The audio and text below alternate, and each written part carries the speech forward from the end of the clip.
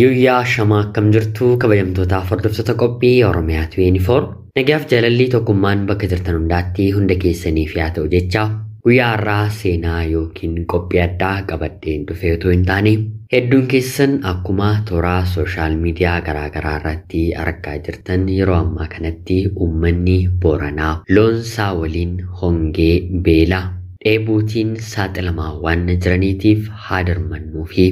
jechuuf isin biran dhufe. Egaan akka yeroo ammaa kanatti ilaalaa jirrutti loon hedduu fi uummata hedduutu sababa beelaatiin Boorana keessatti dhumaa jira. Uummanni Booranaa uummata loonsaaf kabajaa fi ulfina guddaa qabu. Yoo bishaan gaafatan aannan namaaf kennu. Hangafa Oromoo haga har'aatti aadaa fi duudhaa Oromoon qabu gootummaatti hammatee otoo hin jijjiiriin haga har'aatti of harkaa qabu. Galma beekumsaa madda qaroomina seenaa Oromooti. Maarreegaa loonii fi uummanni keenyi Boorana keessa jiran miidhamaa waan jiraniif hundumti keenyiyyuu biyya ambaas biyya keessas warra jirru haa dirmannuu fi jechaa yeroo ammaa kanatti obboloonni keenya hedduun toora Facebook irratti chaalenjii garaagaraa banuun suuraa maxxansuun laayikii, sheerii, koomentiitiin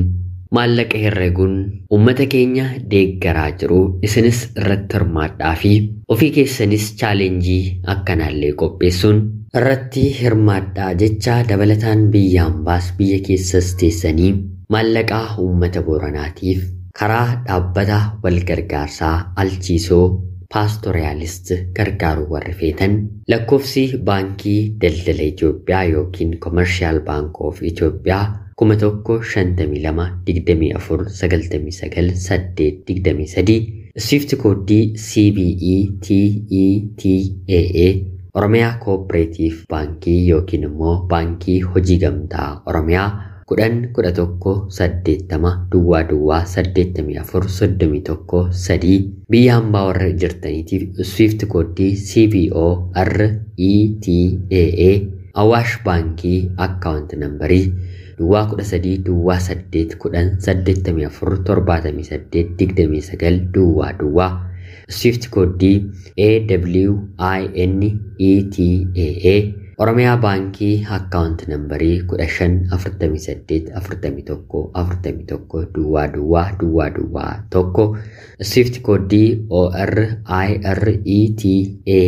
jettanii